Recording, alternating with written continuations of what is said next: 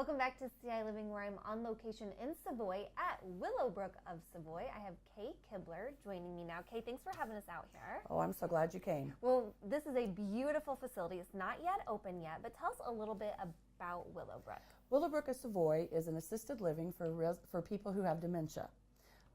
It's an all opened area. It's a home-like atmosphere. We only have 12 rooms, so we only hold 12 residents, which is awesome.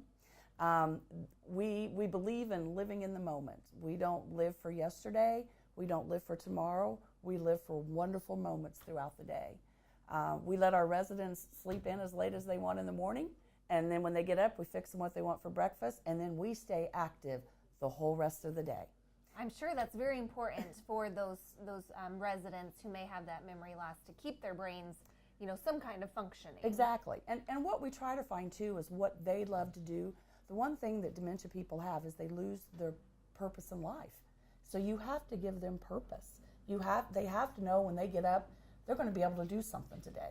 And so that's what we do. That's what our philosophy is. And only having 12 rooms open for 12 people, I'm sure you've got a lot more one-on-one interaction going on. We do. We run about a 1-to-4 ratio during the day and part of the evening, which is phenomenal to have one CNA or one nurse to 4 residents.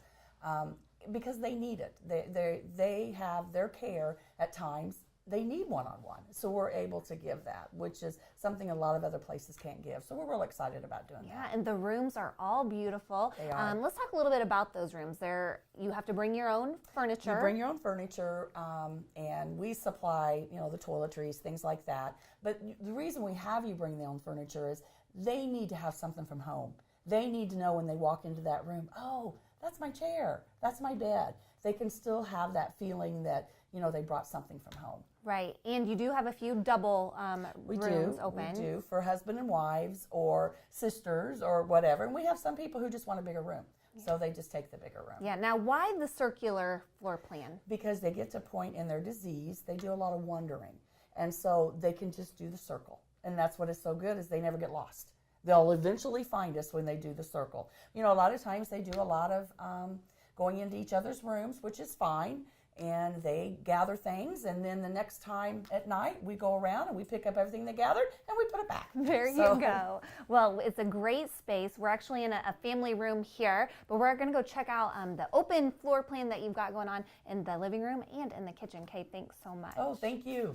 So we just left the Illini-themed room here at Willowbrook, and I've got Brenda Winsko with me now. That was a great space for families to come and hang out with their loved ones, but then you've got this great open area for your residents and a big open kitchen. Talk a little bit about this space. Well, this is really where we congregate during the day, very much like you do in your own home. You spend a lot of your time in the dining room, the kitchen, and the living room area. So this holds true for our residents here at Willowbrook as well. This is where we interact, we socialize, we get engaged in things with the residents on a daily basis right here in this area. Yeah, and I'm sure that social interaction is so important for your residents. It is.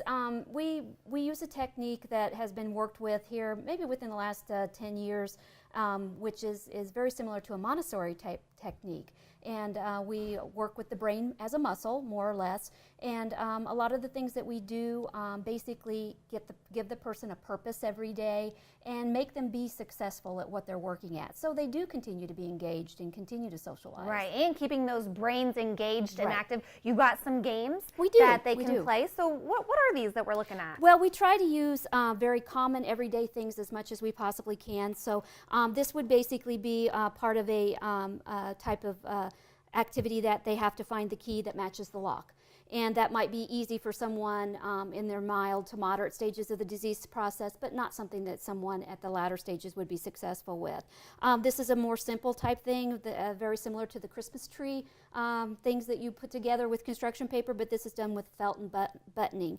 And they can put those together and then we can release them and do them again. Yeah. This is sequencing, so they have cards that they have to match the colors in accordance to the cards there. And that's more of a nuts and bolts type thing where they would be screwing it in and taking it out and using finger dexterities and things like that. Yeah, and you've also got a wide open kitchen, which I think is really cool because they can actually see you know, their food being prepared, can they just go in there and grab a snack when they feel like it, or how does that work? That's part of it, just very much like you are at home. When they are hungry, then they can either go around and get a snack with the help of the staff. Sometimes we have residents that want to help with some of the process of the cooking, and we can set it up so that they can be a part of that. The great part about having the kitchen open to the living area is that they get the aromas of the food cooking. Yeah, So, get their tummies grumbling, and I'm sure. That gets the appetites. You're not open yet, but you do have an open house coming up Sunday for people to come and check out this great space. Talk a little bit about that. Actually, we're going to be having it this Sunday, February the 8th, from 12 until 4, from noon until 4, right here at 404 West Curtis here in Savoy. Okay, so if they have any questions, now would be the time to come and check it out, because you still have a few open rooms We are available. still taking reservations to fill this house before we start on our second house. So. All right. Well, Brenda, thanks so much for having us out Thank here. you. Such a great space. If you need any more information about Willowbrook of Savoy, head to ciLiving.tv after today's show, and we'll share it with you there.